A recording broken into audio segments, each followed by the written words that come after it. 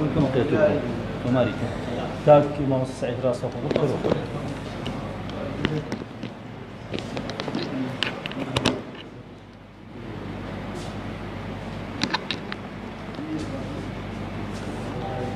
ما هو سينفر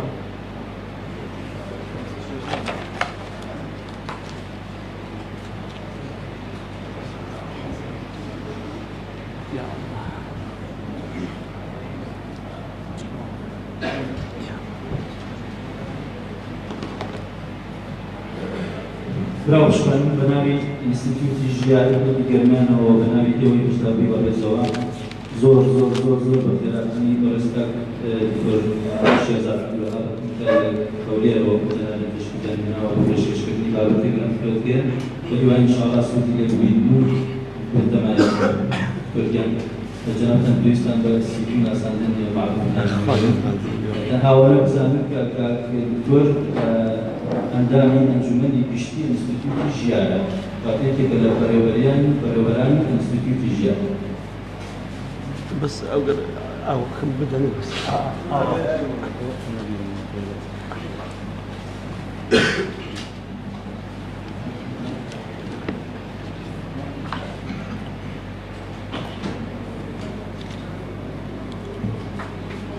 ئەو چاما خوارد ساس نه نه نه ما يمكن أنا ودانا بقول زمرك بس بني سامر يخسر بعض الطيارات جلس بنا وسموها كسروا الطيران جلس بنا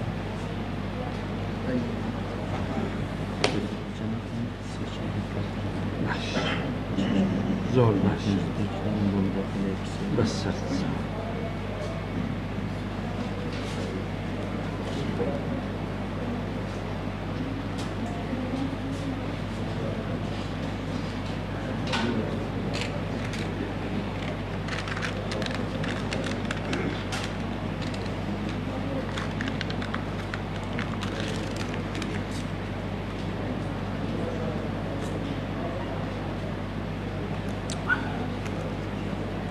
بسم الله الرحمن الرحيم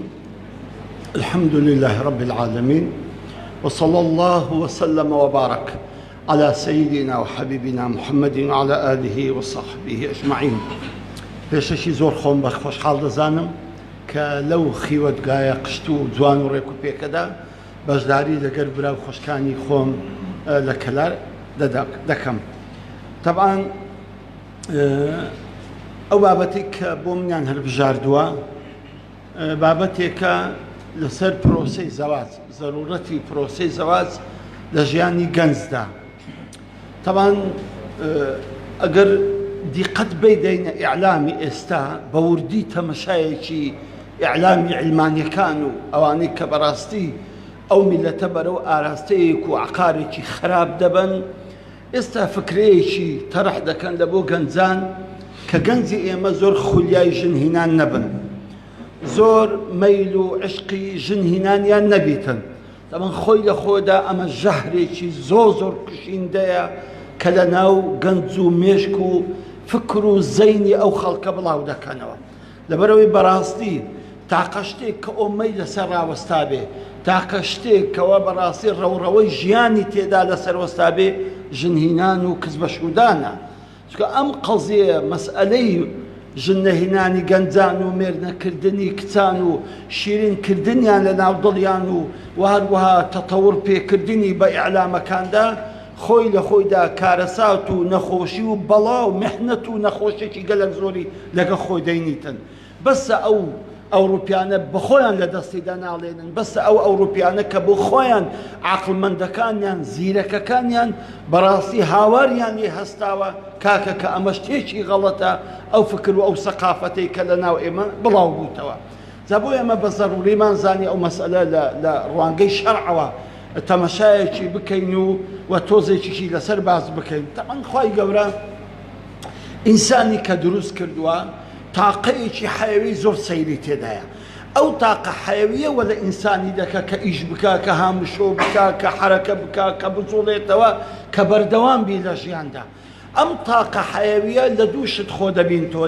لە دوو بواران خۆی دەبینتەوە بوارێکی ئەو تاقە حەیەویەی ئەگە ئیستیجابەی نەکەی ئینسانەکە دەمری دەفەوتێتن بوارێکی تکەی ئەو تاقە حەیەویەی ئەگەر ئیستیجابەی نەکەی نامریتن بەڵام بەڕاستی ژیانی قەلق دەکات ژیانی لێ دەشەوێنی ژیانی لێ تاڵ دەکات ژیانی لێ زەحمەت دەکاتن یەکەم کە ئەگەر بێت و ئیستیجابەی تەواوی لە بۆ نەبیتن کە پێدە ئەلحازات العضویە وەکو مەسەلەن برسی بوون بەڕاستی ئینسان ئەگەر ئیستیجابەی حازاتی عضوی برسی خۆی نەکە دەمری تێنیتی ئەمن ئەمان ئەوانە هەمووی بەڕاستی ئینسان دەکوژیتن لە ژیاندا ئەگەر ئینسان ئیستیجابەی لۆ نەبوو دووەم پێ دەڵێن غەرائیز ئیستیجابە لە بۆ غەرائیزەکان ڕاستە ئیستیجابە ئینسان هەر کاتێک ئیستیجابەی لە بۆ غەرائیزەکان نەبی نامری بەڵام ژیانی لێ قەلق دەکات ژیانی لێ ئارامی لێ دەبڕیتن مێشک و زەین و فکری لێ دەشێوێنیتن غەرائیزەکان لە سێ غەریزەی سەرەکی پێکاتون غەریزەی نەوع غەریزەی بەقا غەریزەی تەدەیون ئەم سێ غەریزەیە سێ غەریزەی ئەساسین لە ناخی ئینساندا باخی غەریزەکان هەموو فەرعن لە بۆ ئەو سێ غەریزەیە ئینسان ئیستیجابەی هەر یەک لەو سێ غەریزانە نەکاتن نامری بەڵام بەڕاستی ژیانی لێ تاڵ دەبی و زۆر لە قەلەقی و نەئارامیدا دەژی بەڵام ئەو ئیستیجابەی کە دەیکا دەبێت ئیستیجابەیەکی شەرعیانە بی بە پێی ڕسالاتی سەماوی بی لەبەرەوە ئینسان هەر کاتێک تەعامل لەگەر ئەو غەریزانەدا زۆر حەساسە ئەگەر بێت و کپتی کەی ژیانی لێ تاڵ دەکا و ئەگەر بەڕەڵاشی کەی هەر ژیانی لێ وەیران دەکا دەبی ئیستیجابەی ئینسانی کە تاقەیەکی حەیەویە و ئەو هۆکارە لە بۆ ئەو جوڵانەوە و گەشت و نیمایە و ژیانی کە ئەنجامی دەدا ئیستیجابەی ئینسانی لە بۆ ئەو غەریزەی دەبی بە پێی شەرع بێ بە پێی ئەو بنەمایانە بێ کە ئاسمان لە بۆی دایدەڕێژی بۆی ئیستیجابەکە منفعی بێ و ئیستیجابەیەکی سودبەخش و پێگەیاندن و ژیانی خۆش بکاتن بۆیە ئەوروپا کاتێک ئیستیجابەی غەریزەی نەوع کە غەریزەی جنسی بەشێکە لە غەریزەی نەوع هەموو پاراستنی نەوعی ئینسانە پاراستنی شکڵی ئینسانە پاراستنی غەریزەی ئینسانە هەر کاتێک ئیستیجابەیەکی غەڵەتی لە بۆ بوو بەڕاستی وێران دەبن بۆیە ئەو هەموو نەخۆشیانەی کە لە بواری بێئەخلاقی ڕوودەدەن وەکو ئایدز و وەکو باقی نەخۆشیەکانی تر هەموو بەرەڵاکردنی جێبەجێکردنی ئەو غەریزەیە کە خوای گەورە لە ئینسانی دایناوە جا یەک لەو غەریزانە گوتمان غەریزەی نەوعە ئەو غەریزەی نەوعە ئیعازی لە دەرێ لە بۆ دێ قەت لە ژوورەوە نییە وەکو حازاتی عضوی نییە حازاتی عضوی ئینسانی ئێستا برسێتی لە ژۆری ئیعازی لە بۆ دێ برسی و نەبی ئیلاگە تەمەشای خواردنێکی خۆش بکەی برسیت بینە لە ژۆرێ ئەوەی ژیانە لێ تاڵ دەکە دەرێ بڕۆ شتێکی بخۆ ئەمە زۆرم برسیە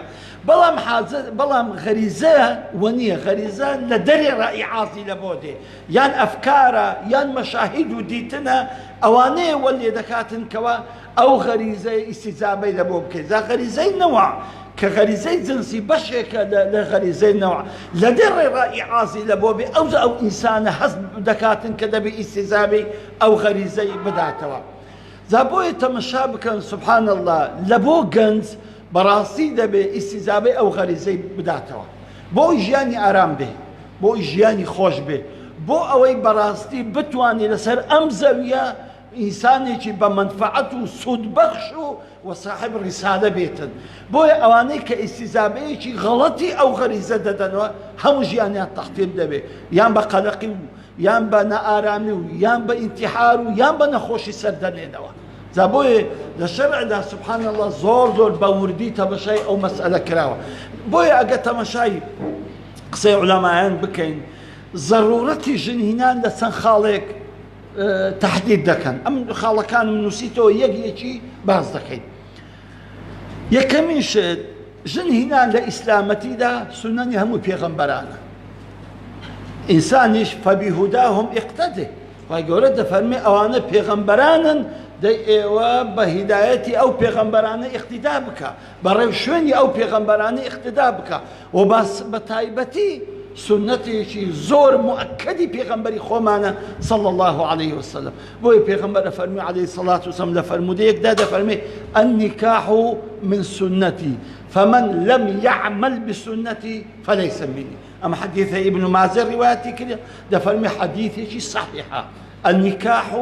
من سنتي فمن لم يعمل بسنتي فليس مني يعني براسي جنينان يجيك لسنة وربازة بيروزكي بيغمبري خوا صلى الله عليه وسلم خوي قورش كباسي بيغمبران دك دفنوا ولقد أرسلنا رسلا من قبلك أي محمد عليه الصلاة والسلام إما بيغمبران يشي زور ما لبيشتو ناردوا وجعلنا لهم أزواجا وذرية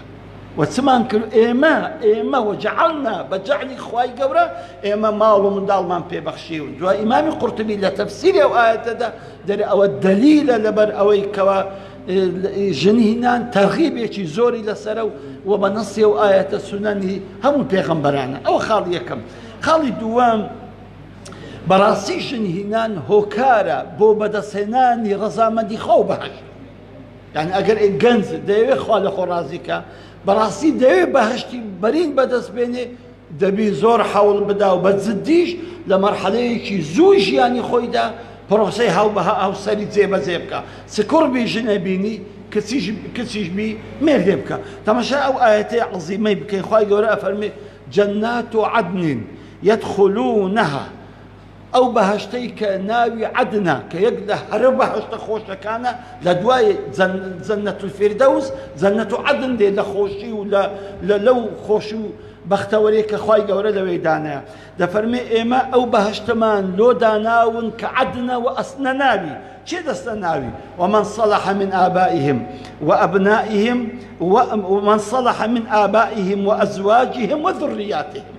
زانا أو بهشتا فعلا زانا أوانا كدستنا أو بهشتي عدن هم داكو بابي لك خودبن هم مالو من دالج لك خودبن وهم خم دالكان وهم خيزان كان شيان لك خودبن والملائكة يدخلون عليهم من كل باب سلام عليكم بما صبرتم فنعم عقب الدار براسي ديارة أو آية إشارة دا كجياني هاو سريتي برك زحمتي وناخوشي تدا بوي بيويسي بصبرة براسي بياو أبي صبري هبي برامبر جني وجنيش دبي بصبر بي برامبر بياوكي بوي ملائكة كان بيان دلن سلام عليكم بما صبرتم لجياني دنيا ذات فقير بون سنة هامتي سنة خوشي تانا تبيش أو صبر وتحملك كرتان دسيك بوتهو كارك إيوا سنة بهشتو رزامدي خواتان بدسيناوا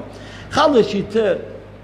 جنينان بروسي الزواج عموما سجنان بي سكزبا مردان بي نيوي إيمان كامل دكا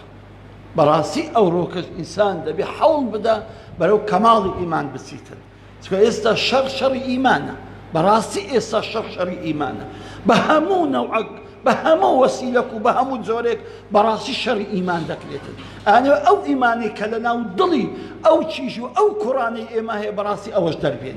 زابوي بو باراستني أو إيمانا هو كارك أو يكشن هنانو شو كردنا كبراستي نيوي إيمانت بي تودبي بوي بيغمبري خو عليه الصلاة والسلام دفنوي إذا تزوج العبد فقد استكمل نصف دينه فليتق الله في النصف الآخر براسي كسيك مردي كريان كسيك جني هنا خواي قوري نيوي إيماني تواودك خلاطك خدائية يعني اوفريكا واش يكون مثلا موبايل اوفري اوفريكا لان خواوا وهر كسا جني بيني وي ايماني بيدا بخشين دري با فليتق الله في النصف الاخر با الى خواي بترسي بخويني وكي تري كامل بكاتن خلي شي تر كزور جرينجا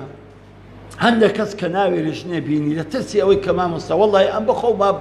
بحال دجيم ناني بناني هيش ودني متى جانو جزرانم دبي بالروابك يقله كاركاني دولة من بون وجيان خوش بون جنهنانا يقله يعني ما ترسي قال برفقينيتا ما ترسي لبروي بيغمبري خو عليه الصلاة والسلام لفرموديش خوي دا فرمي ثلاثة حق على الله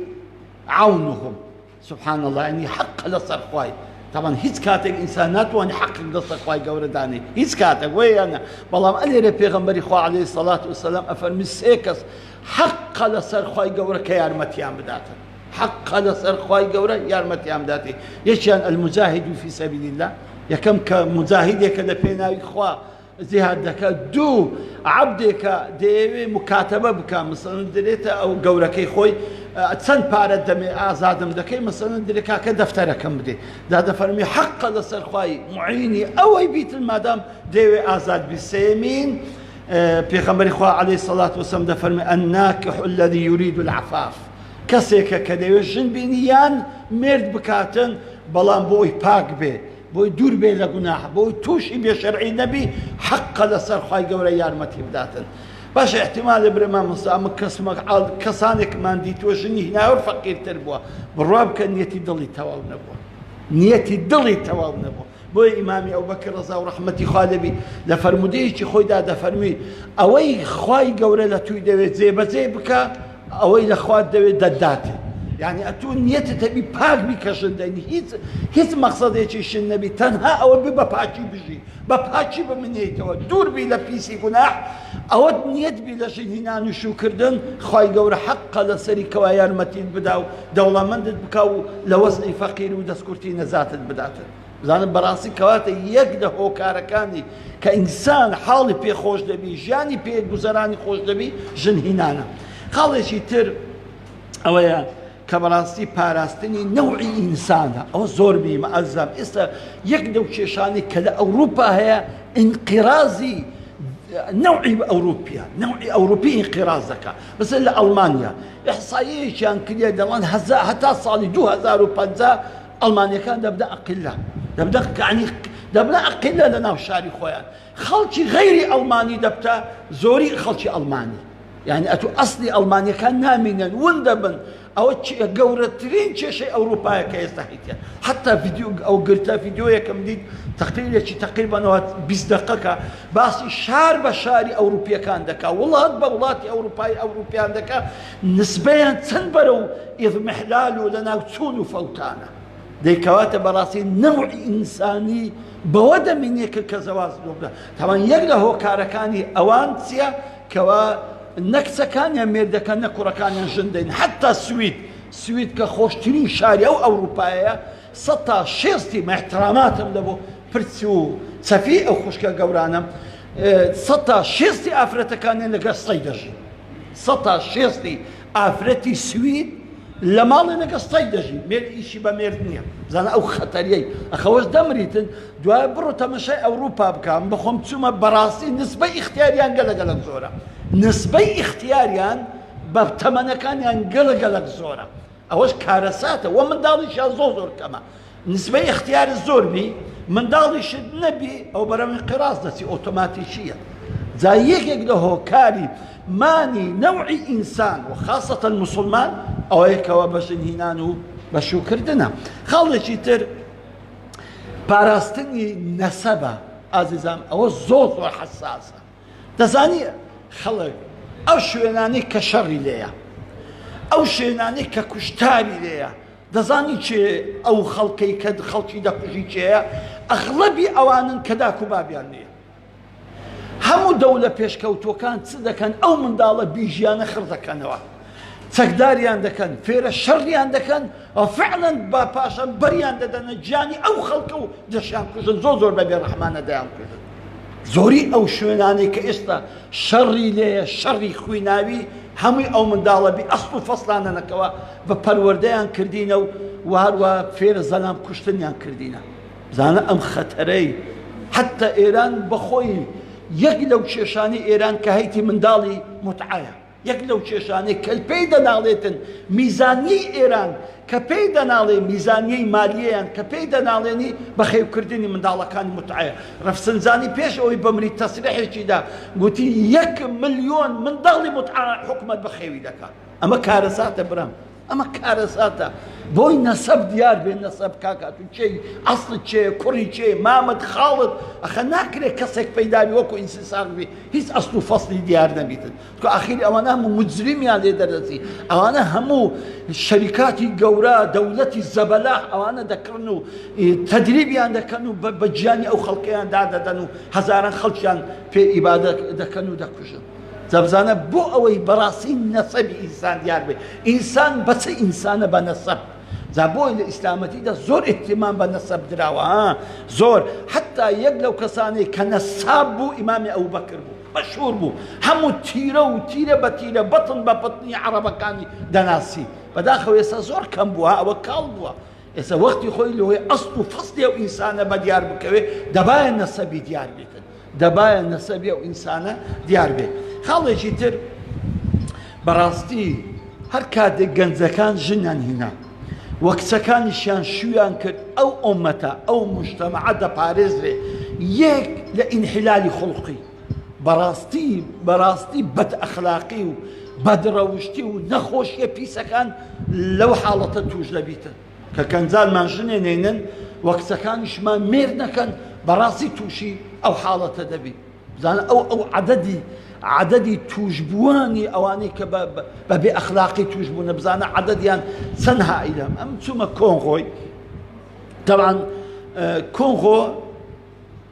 86 ملیۆنە وابزەم عددی سوکانی ئەوەی کە من ئێستا تقریبا 86 ملیۆن کەسە وڵاتێکی زۆر گەورەیە لە ناوەندی ئەفریقیای 150 مەسیحیە 110 مسلمانە 140 وحشیە لەو غاباتێ بەڕوت و قوت دەژیتن بەڕوت و قوتی دەڵەن وحشی نمایە لەوێ بە ملیۆن هەیە بە ملیۆن بە قەبائیلانە قەبائیل هەنە هەر 700 هزار کەس یەک قەبیلەنە مەسەلەن یەک قەبیلەیەکی تێدایە لەوێ ناوی میمۆتیە ئەو قەبیلەیە زۆرن ڕوت و قوتیشن بەس نیشان 1 مەترە هەموو گوسکۆکانە سوبحان الله ئەلمیم تەمەشام تاوان لەوێن دەر ئەو کوڕی لەگەرم بۆ ناوی عومەر بۆ گوتم عومەر سیستەمی ژنهینان دەکەن بۆ کۆ ژنهینان و کەس بە مێردان تەبعاً زۆر سەیرە حەز ناکەم زۆری باسکەم بەڵام یەک خاڵی لە بۆم باس گوتی مامۆستا لەکنەمە کچ نییە ئەسڵەن کچی نابینیەوە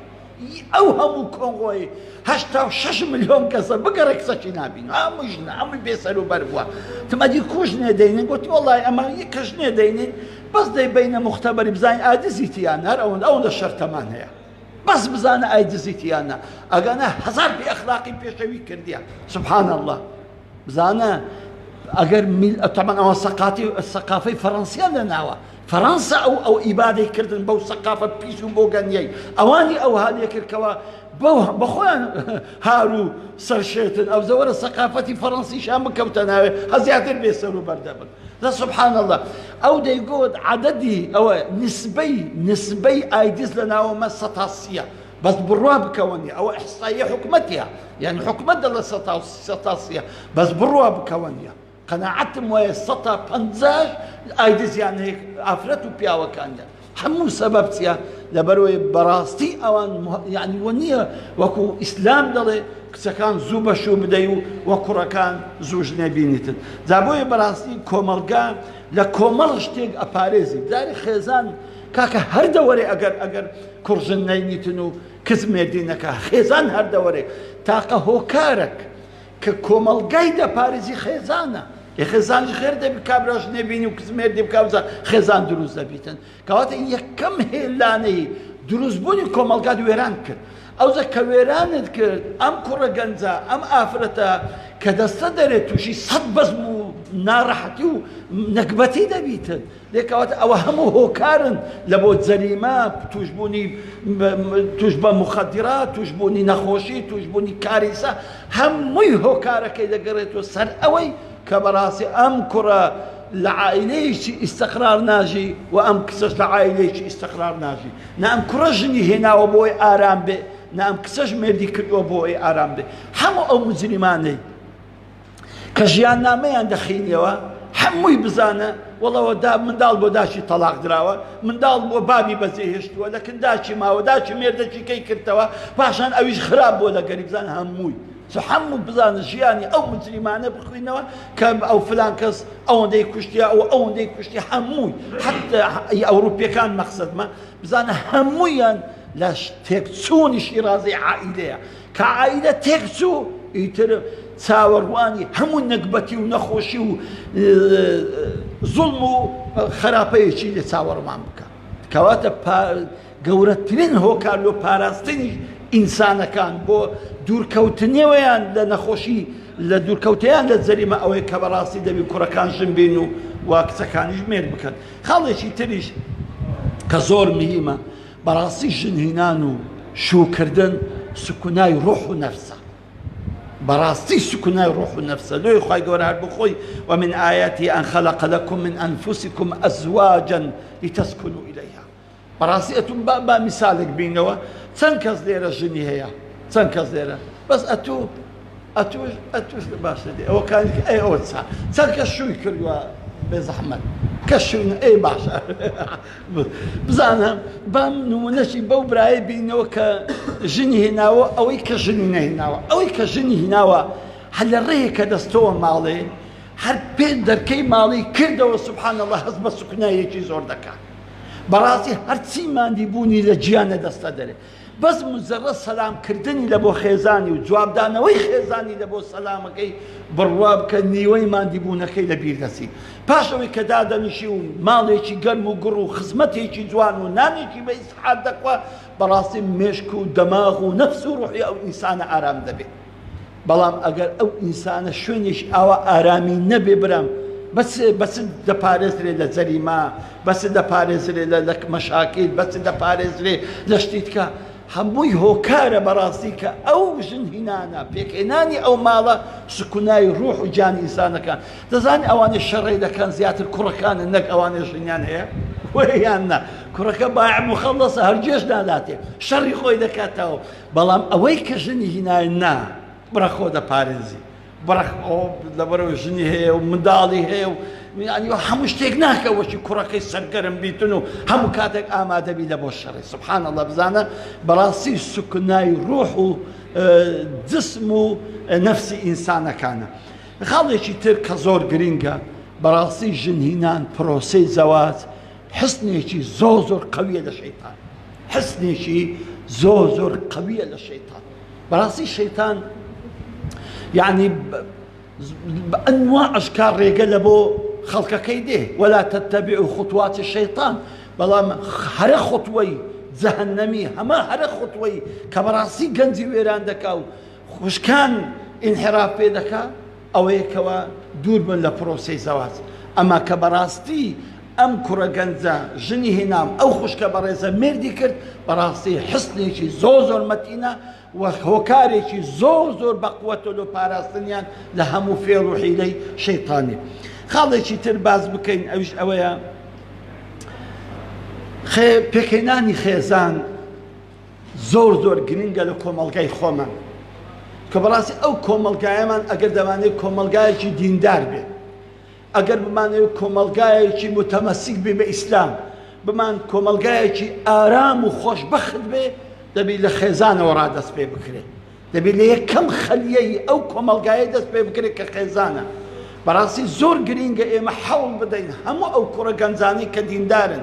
همو أو خوش كبرزاني كدين دارن أو أنا بروسي زواج بكن زوك أو أنا من ضالي صالح يعني يدرس دبي مالي آرام يعني يدرس دبي مالك دبي هم يعني لخصمتي وإسلام دبن هم يعني لخصمتي أو قرآن أو شريعة دبن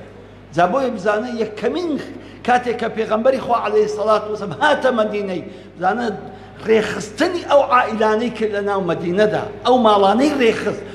أو مالانة بنتوانيان شاري مدينة دروز كانوا أو مدينة أو حضارة قوري لباشا خو دروز بكاتن ديكوات زور قلين قبراسي أو كرة جنزا أو خوشكا بريزا هميان كبروسي زواج دروز دكن مالك دروز دبي أو مالا أبيتم بنكي ديداري أبيتم منبعي دعوة وصحوة إسلامي همو أو بيواني كدروز بون همو أو آفرتاني كدروز بون وخزمتي أو إسلامي ينكر همو لمالي آرام دروز بون همو لعائلي شي مسلمان دروز بون همو لداكي شي نزيب زادو ولبابي شي بريز دروز بون زان أو زور قرينجا هیچ کاتێک عالمێکی گەورە نەبوو لە ماڵێکی بە شەڕ و ئاژا و بێسەر و بەردووز بە هیچ ڕۆژیان نامەی بوخاری ئیمامی شافعی هەموو ئەو ئیمامە بەڕێزانە هەموو ئەو عولەمانە بخینەوە دەرێن داچێکی زۆر بەدین و بابێکی زۆر ساڵحیا بووە مامۆستا سەعید نەورسی هەزار ڕەزا و ڕەحمەتی خوای دێبی مامۆستایەکەی زۆری پێ عەزایی بوو کاتێک کە فەقێ بوو ئەو عمری 12 ساڵان بوو فەقێ بوو بەڕاستی مامۆستایەکە یعنی عجائب مابوو لە زاکیرە و لە حافیزە و لە قووەتی ئەو منداڵی لە خوێندندا لێی پرسی کوڕەکەم ئەگەر چوویەوە بە ماڵێ برێ مامۆستا دێ سەردانتان دەکات تەعاان ئەو لە گوندەشی دەخین ماڵیە لە گوندەچی کە بوو مێم مامۆستایەکە چوو سەردانی ماڵی سەعید نەورسی کرد ڕەزا و ڕەحمەتی خوا لێبی کە چوو بابی لە ماڵێ نەبوو بەس داچی لە ماڵێ بوو سەلامی کرد و مامۆستا سەعیدیش کە زانی فەقەیەکە و مامۆستایەکەی هاتی حتمە زۆر خۆش بەقت دەبی مێم دەستی مامۆستای ماس کرد و جێی لە بۆ دانا و ڕێخست لە داچی پرسی مامۆستایەکە گوتی خوشک وەڵڵاهی ئەمن بەڕاستی ئێمە سەرسامین لە زیرەکی لە موئەدەبی لە دینداری لە بلیمەتی ئەو کوڕەت بەس بزانمەتون زەنابەت چت کردیە لە بۆی تی وەڵڵاهی ئەمن نەخیندەوارم ئەمن هیچ نازانم بەڵام یەک شتم کردیان قەت بەبێ دەستنوێش شیرم نەدایتەوە منداڵی ساڵح لە داچی ئەوها پەیدا دەبێت قەت شیرم نەدایتە ئەو منداڵە ئیلا دەستنوێژم هەرگرتیە ئەنی بەڕاستی ئەو منداڵە لەو داکەی دەردەچێ و پاشان بابی هاتەوە دەبینی چێرەکی لە پێشە خۆی دانایە چێرەکی هینایتەوە مانگایەک چێرەک بەڵام دەوی چێرەکەی بەستایتەوە گونێکی تێ قسێ بەستایتەوە دەوی چێرەک و دەبەسرێتەوە دیتمان دەوی ئەسپی دەبەسرێتەوە بەڵ نەمان دیتە دەوی چێرێ بەسرێتەوە مامۆستایەکە زۆری پێسەیر بوو ناوی میرزا بوو بابی سەعید نەورسی ڕەزا و ڕەحمەتی خوا لێبی میرزا کە دیتی مامۆستای کوڕەکەی هاتیە زۆر خۆشحاڵ بوو مێم گوتی مام میرزا ئەوە لۆ دەوی ئەو چێرەت بەستایتەوە گوتی قوربان عاردەکەیمە و زەویەکەیمە کە ئەو چێرەی لێ دەلەوەڕێنم دوورە بەسەر 5-6 عاردی خەڵکدا دەڕۆین نەوەکو ئەوە بێ شتێکی ئەو جیرانانم بخواتن ئەو خواردن دەبتە شیر و ئەو شیرەی نادەمە سەعیدی بە حەرام بخەوی ناکەم زانە ئەو دیقەتەی زانە ئەخە داق و بابی نەجیب منداڵی ئەوها نەجیبی لێ دەردەچیتن یەقینت بێ هەر عالمێک هەر زانایەک کە گەورە بووە سڕەکە یان لە داچیتی یان لە بابیتی یان لە هەردووچیتیان إلا سرتي هي إمام الزويني كأبو المعالي الزويني بيدلن براسي عالم براسي إمام الزويني يعني علمك زور كبيد إمام الحرمين بابي شهر عالم بو بخوش شهر عالم بس كرك عالم ترى لبابي كرك إمام الزويني عالم ترى لبابي أو أبو المعالي بابي يعني بخوي أبو المعالي أو إمام يعني السر تسيبه كإمام زويني لدايك دبي الرزا ورحمتي خالي بيتن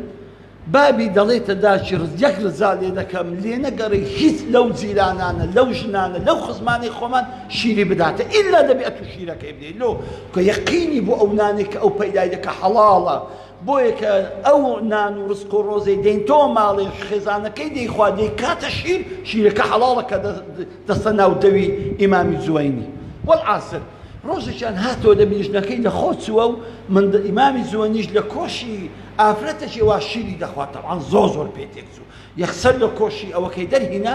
ژنەکەی دەرهینا و گوتی ئەو بەخێر چن ژنەکەی بەخۆ هیناوە ئیمامی زوێنی لاقی کرد ئەو هایەکردەوە لە پشتیدا ئەو هایەکرد هەتا هەموو شیرەکەی لەنا کەپوودەوی هاتە دەرێ هەموو شیرەکەی کە لە ناو مەعیدەی بوو هاتە دەرێ داما کەژنەکەی بەخۆ هاتەوە پێی گوت گوتی ئەم بەتوم نەگوت کەس شیری نەداتە ئەو منداڵێتی وەڵام لە خۆ چوومە منداڵەکەش گریایە ئەوانش گوتیان با نەکردی شیری خۆمانی بدەینێ سبحان الله إمام الزويني قبره بو عالمي شي زور قبره اللي درسو زار بزا عنادي لك بابي دك يقول حق ناقرم أو الشيء لما عيدي مارو سبحان الله بزانا أو إمامة عظيمة أخاك أو أسرار عائلة دين دارة أو أسرار عائلة مسلمان أو أنا دروز لبن أو بيانا إمام بخاري داشي كرديه إمام مالك داشي كرديه إمام شافعي داشي كرديه أو أنا داشي يعني بونا هوكاري أو بيانا نزيبو أو عالم قوراني يعني درسن بلام لعائلة فاشل لخزاني بيدين تدر دا سيبراي برزم والله عائلة هي من داليان يبقى عرقي كردا كانوا أخا أو تسيدي دردسي أو من دالة دقريه زار زوما ما كي بعرق ذاك البابي لدويدنا أو مدار سيدي دردسي أو ظلام كوشا كي بازار دردسي أو مسلم كو ظالم كي دردسي خلق لبندسي مبتلى بو خلق لبندسي ناليدي أخا فرتسي بعرقي وقرتيا أتو عرقي من دالي بعرقي كركيا أخا كارثات برا براسي كارثات بابوي دبن ضرورة مسلمانان براسي بروسي زواج بكن بوي اما انتظاري او امتي دكن كاو بياوانو او من دارو ئەو نەزیب زادانەیان لێ دەربچیتن ئاخر خاڵیشکە باسی بکەم طبعا عائلە سبحان الله پرۆسەی زەواج هەر هەمووی خێر و بەرەکەتە سبحان الله هەمووی خێر و بەرەکەتە ئەتوو کە دەچی ئیش دەکەی لەو ئەی ماڵ و منداڵت بەخێوکەی ئەو فی سەبیلی لایە پێغەمبەری خوا عەلەیهی سەڵات وسەلام دانیشتی بوو کوڕە گەنجێک بە پێش مەجلیسەکەیان داهات قۆر و باشی ئەوەندە بوو ئەو بڕە پیاوەکی زەخم بوو گەنجێکی وەچی ئەو برایان ئەوها ڕیاضی بوو یەکە گوتی ئاخ ئەو قۆر و باسکە نێ شیر بووە شوێنی بەرامبەر کافرەکان پێغەمبەری خوا عەلەیهی سەڵات وسەلام فەرمی ڕاوەستە ئەم کوڕە گەنجە ئەگەر ئێستا دەڕوا کاسبی دەکا لۆ ئەوەی داک و بابی هەیە داک و بابی تێر بکە و محتاج نەکە ئەوە فی سەبیلی لایە ئەو کوڕە گەنجە کە ئێستا کاسبی دەکا بۆ ئەوی ماڵ و منداڵی هەیە و ماڵ و منداڵی محتاجی کەس دەبن فی سەبیلی لایە لەبەڕاستی هەر کوڕە گەنجێک کە ژن دێنیتن کە ماندی دەبی حەوڵ دەدا هەموو بۆ بە خێر و سەدەقە دەنووسرێ حتى ئەو لوقمەنانەی لە دەوی خێزانی لۆ دەنێ لە دەوی خێزانت دەنێ ئەوە لە هەموو خێران خێرترە پێغەمبەر فەرمووی عەلەیهی سەڵات وسەلام ئەو درهەمەی ئەو خواردنەی کە دەیدەی یەتیمان ئەو خواردنەی کە دەیدەی فەقیران ئەو خواردنەی کە دەیدەی تێ ماڵ و منداڵت ئەو لە هەر هەمیان خێرترە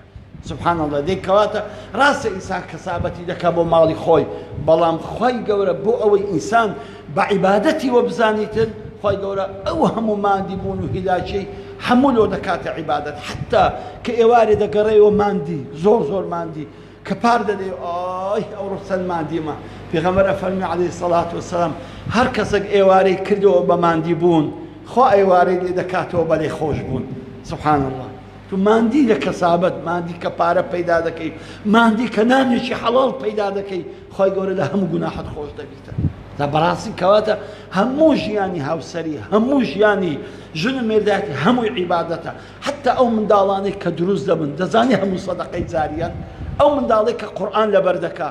ئەتوو لە ڕۆژی قیامەتی تاجی فەخر و شانازی لەسەری داک و بابی دەکرێتن حەدیسەکەتان دەبەرە کە پێغەمبەری خوا عەلەیهی سەڵات وسەلام دەفەرمێ هەر منداڵک کە قورئانی لەبەر بوو ڕۆژی قیامەتی خوای گەورە تانجی نووری لەسەر سەری داک و بابەکەی دادەنێن لە بەخاترەوەی منداڵەکەیان قورئانی لەبەرە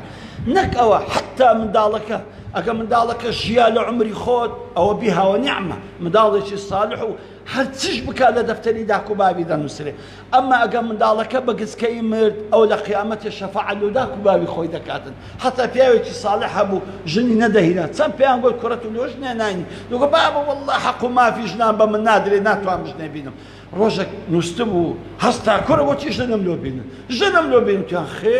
ئەو بۆ پەلەپەلەی ئەوە لەوت وەڵڵاهی لە خەوێدا زۆر خەونەتی سەیرم دیت سبحان الله فەرمووی لە خەوێمدا وەم زانی قیامەتە ئەو هەموو خەڵکە زندی بووینەوە هەموو تێنی ئەو ڕۆژی ئەوها لەسەر سەریمەیدا بوو جسمیمە ئاوی تێدا نەمابوو دەبوو یەک قومە ئاوی شێت دەبووین منداڵی بچووکم دەدی دوو باڵیان پێوە بوو بەرداغە ئاویان پێوە بوو پێبوو دەیاندا خەڵکی دەیانداوی ئەمی گوتم ئەرێ براکەم ئەرێ کوڕەکانم کوڕە دەقوماوەشی بدە من ئەمە خنکام تاوەڵا نادەی نەتوسکەت و هیچی مەنی ئەمە لە دوو داک و بابی خۆمان دەگەڕێ سبحان الله دا بەڕاستی حتا منداڵەکە بە گسکەی بمری ئەوە لۆ دەفتە شەفاعەت لە قیامەتی بەڵام ئەگەر بە خۆت مردی منداڵەکەت ما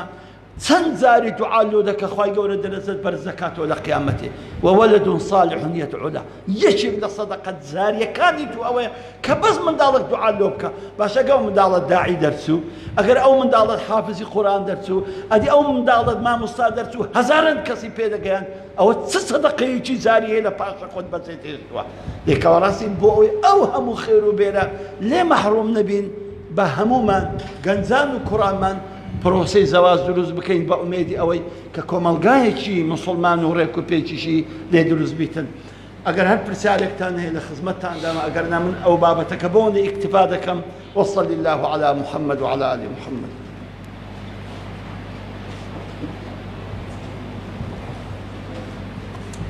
بە قسەی ئەنتیکەم پێ برم بە مێشکم داهات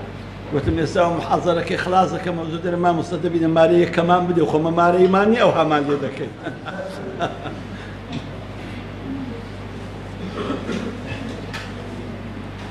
وڵا ئێرە زۆر گەرمە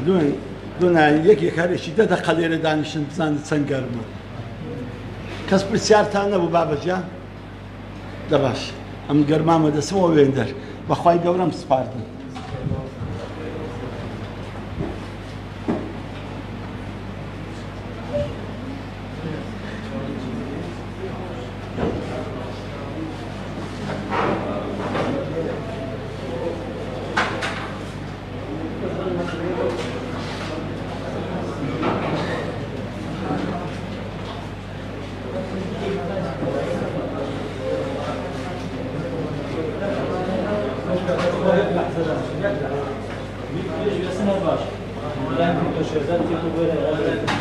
يقلع زبراك ما بس على تيبو يا دكتور جامع فرمو دكتور جامع رو بقر معك يا يقلع زي دكتور أنا وين كان الإخوان زعلانين بس شكل كلام بالنسبة ما كما وصى عليك كاكا دكتور جامع بينا خدمتنا